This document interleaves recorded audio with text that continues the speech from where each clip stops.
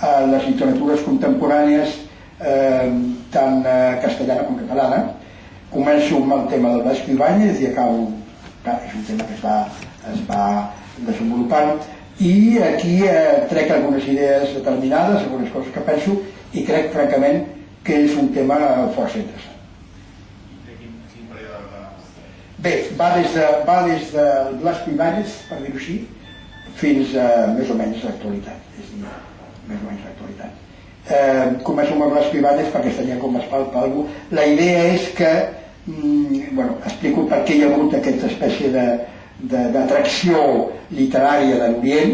Jo, per exemple, m'entenc que hi ha un tema curiosíssim de fascinació eròtica, i després, evidentment, explico diferents casos d'escriptors, alguns d'ells que fins i tot, com el Goytisolo ho han determinat, amb una novel·la molt important, que és La reivindicació del Conde Don Julián, fins i tot vol trencar la sintaxis del castellà, i després hi ha poetes molt poc coneguts, un ambaixador que jo vaig conèixer, que estava a Síria, que fins i tot, a un moment determinat, comença a escriure una mare.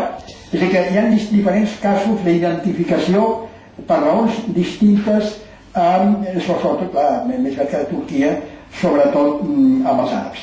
I jo crec que estic molt content d'haver publicat aquest text, que em fa molta il·lusió que la gent el llegeixi. I les cròniques com comencen? Les cròniques són cròniques d'aquests últims anys.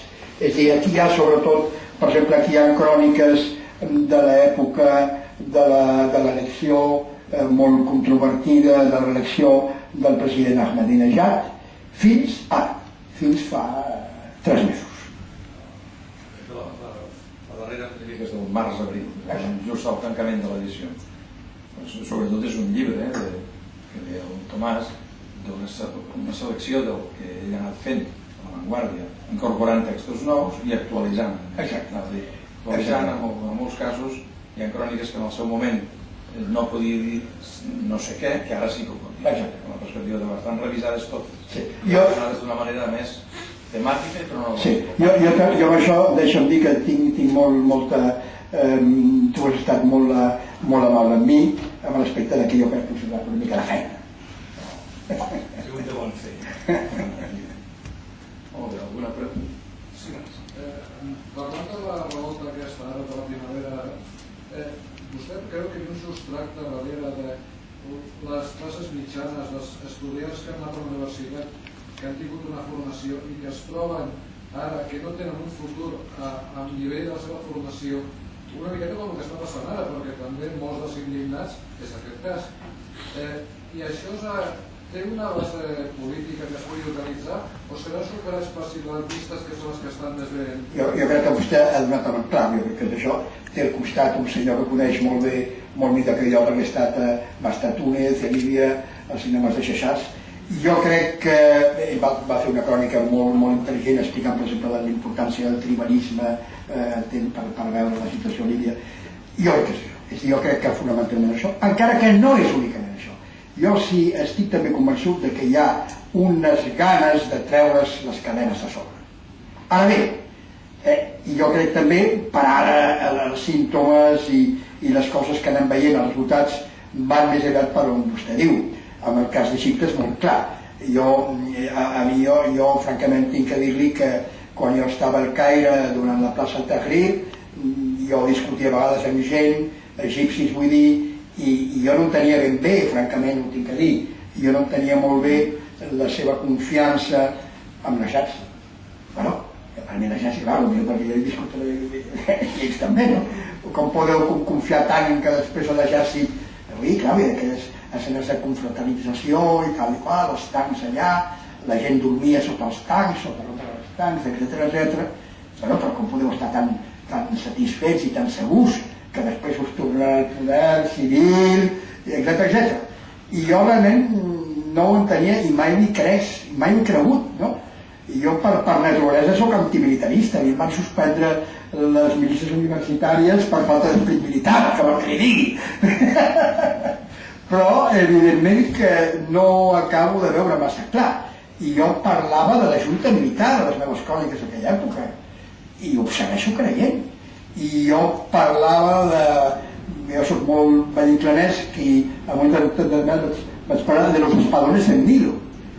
I jo veig que, segons diuen els propis egipcis, que aquestes noves eleccions, més o menys, evidentment, la gent de la plaça del Tahrir no té ni els instruments ni el temps, potser ni tot massa clar per presentar-se en partits suficientment organitzats, i per tant sembla ser que els guanyadors seran els de sempre, els que tenen ja una força organitzada, dintre dels quals també estan els del partit del Mubarak, perquè també tenim que dir que no tots eren tan dolents, és a dir, que no tots eren tan dolents, no tots xupaven la sang a les criatures. Per tant, clar, si això va per aquí i si a Túnez tampoc es veu massa bé ni quan es faran les eleccions i tal i qual, i si a Líbia al final quedarà una espècie d'allò que deia, una Líbia dividida, una cosa, un protectorat occidental a la part de Bengasi, l'altre que no sabem què serà, i si a Síria no s'acaba, van passant els mesos i no acabem de veure les coses per on van, evidentment la cosa... Hi ha un escriptor àrab, Ghazal Salamet, que té un llibre que els recomano a les persones que s'interessi això, que la democràcia és el democrat. És a dir, com es pot arribar a la democràcia sense el demòcrates? M'agradaria que em digués una mica la relació, el possible paral·lelisme entre les revoltes àrabs i el que està passant sobre aquest costat, perquè hi ha coses que no són compartides, com per exemple el que deia de la confiança en l'exèrcit. Miri, jo malauradament no he tingut massa oportunitat, he estat únicament 2 vegades aquí a la plaça. No puc, no m'atreveixo a... Jo crec que, de fet, no tenen res a veure.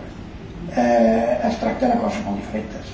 És dir, allà es tracta, perdoni que li digui, allà es tracta de la vida de la por. Així de clar. Poden matar. I els maten. I allà es tracta amb el fons, sí, amb el fons de canvi radical de règims. De que són règims que posen la gent a la presó, no el jutgen. A Síria és curiós, perquè a Síria els mohabarats, que són els serveis d'intel·ligència, se'ls nota de seguida, perquè quan vostè entra en una ciutat i tal, per exemple, en una cantonada tenen el costum de posar el cotxe sobre la cera així en perpendicular. Dic això perquè jo no crec que hi hagi regalada.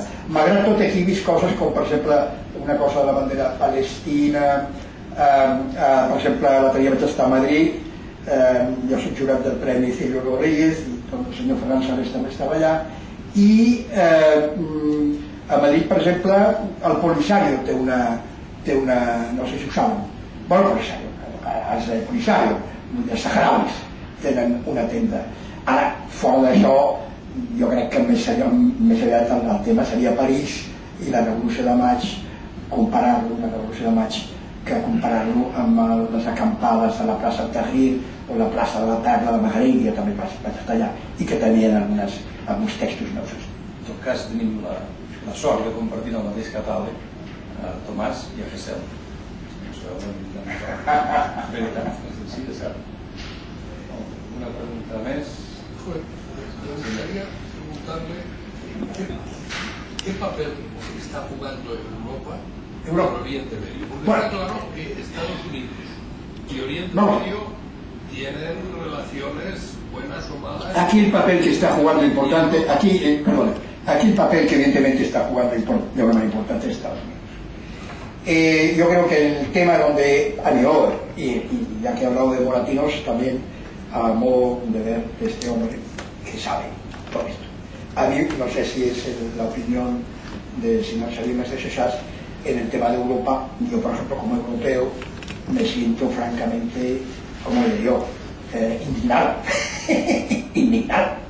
Es decir, una cosa que comentaba el otro día conmigo Moratinos, que no se hace. Y bueno, cuidado, Libia es una barbaridad.